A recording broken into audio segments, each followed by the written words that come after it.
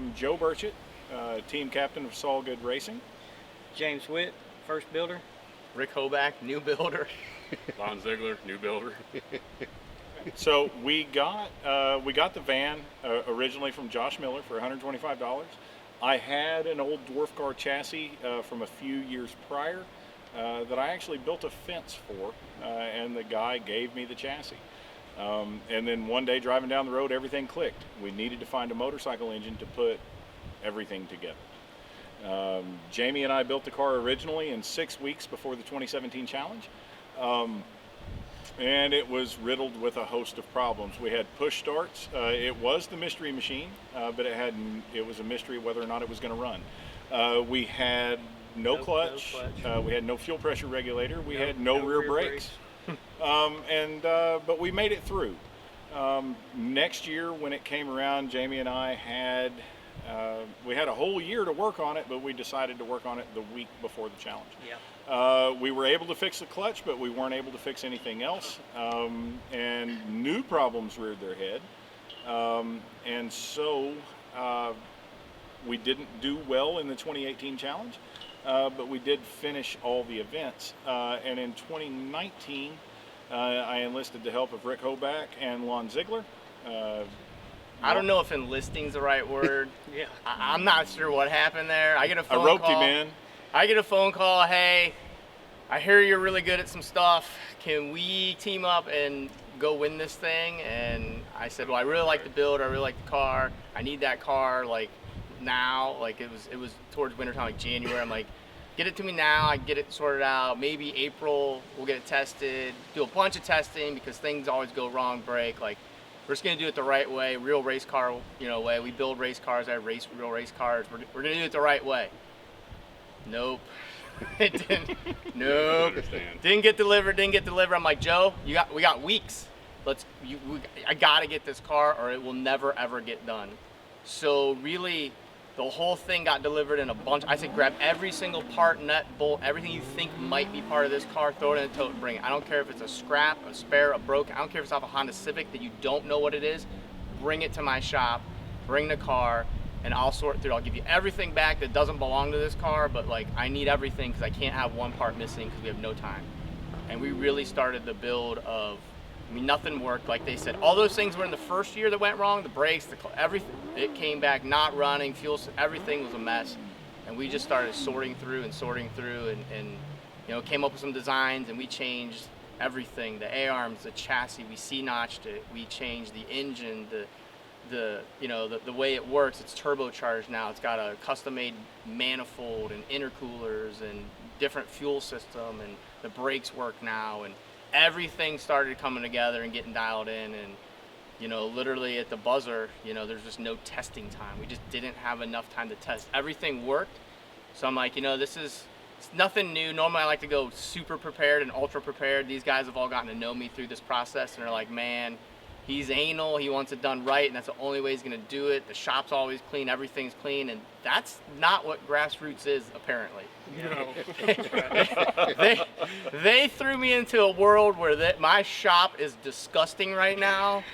I had no sleep, no nothing for weeks. Lon came and stayed with me for a while, and we were thrashing and exhausted. We had this sucker on the dyno until 2 o'clock in the morning the night before, and we're like, okay, Joe, we can get this done.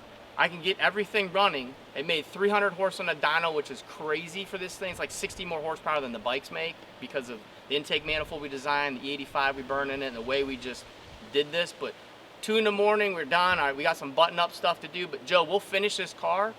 But it's like a 20-hour drive from my shop in Ohio to get to the race. We can't drive. So I guess the bat signal went up, and Joe, you can kind of talk about that for a minute.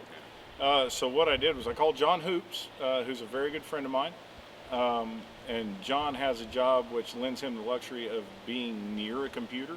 I said, John, I need a thread built on the forum asking for help to get us from Ohio to the challenge. I had to leave. I was there building. I was there building until 5 o'clock the day before this. I had to drive from Canton, Ohio to Miami for work. So I left Lon with Rick and I went down to do the work that had to be done and meet everybody here. But we needed drivers because they had been going on about 30 minutes sleep for a couple days.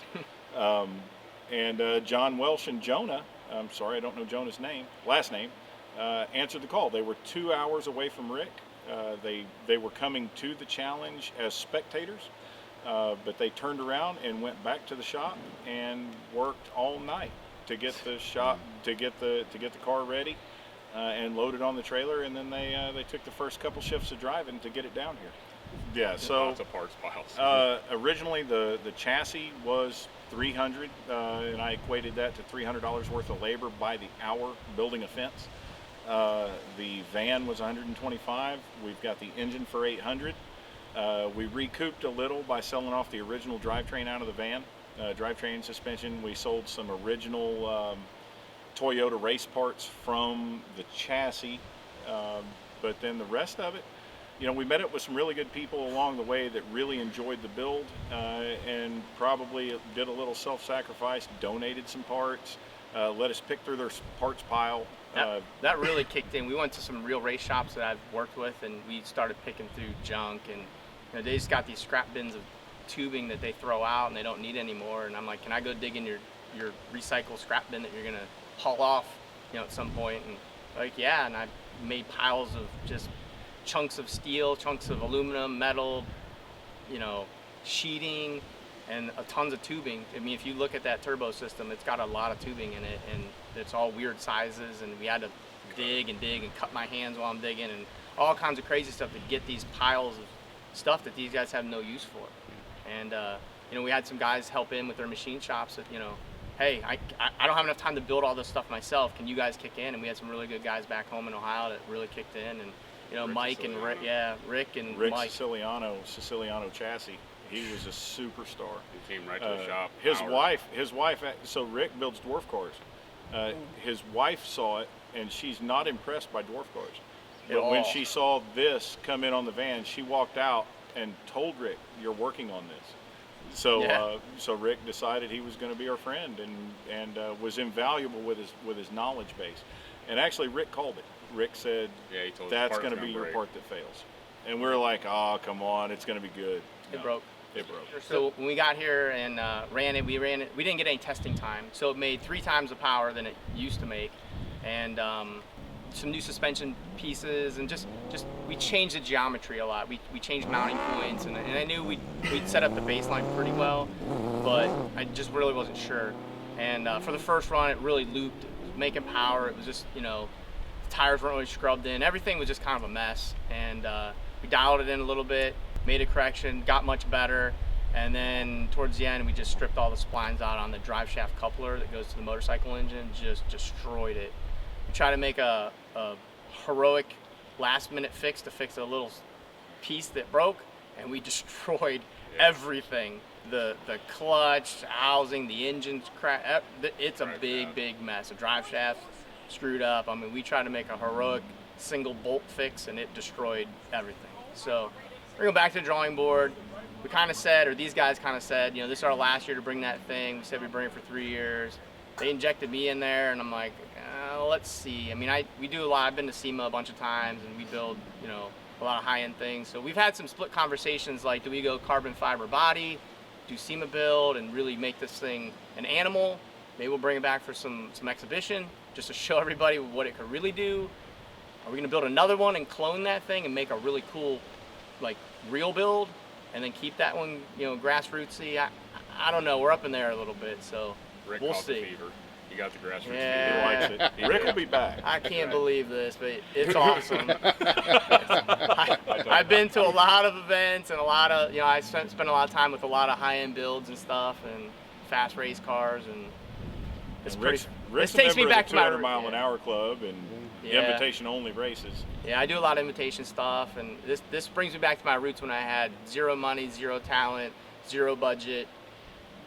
It's fun. It really is. You guys need to come. It's really, it seems dumb and stupid on the surface, and it is really dumb and stupid, but it's fun. And fun. Anybody want to throw a shout out to, or thanks? I'm sure. Ernest Orr, Don Godwin, and Rick Siciliano. Now, over the years, pieces and parts have come and gone, and knowledge has changed hands. But Voodoo Don Godwin originally was quite a knowledge base in parts stores. Since then, Ernest Orr with Orr's Performance. He's a Hayabusa guy. We met him on Facebook, ended up leaning on him quite a bit for knowledge. None of us are motorcycle guys. No. We just thought we had a good idea and needed some coaching. So Ernest Orr with Orr's Performance and Rick Siciliano of Siciliano Chassis. Bill. Who's that? Bill. Bill. These guys have all helped us out along the way, and it's been great. You know, we found another weak spot, and unfortunately we couldn't perform. But First you know year, what? first year of the wife. Yeah. So we'll bring it together and bring it back for some exhibition. I think you guys will like it.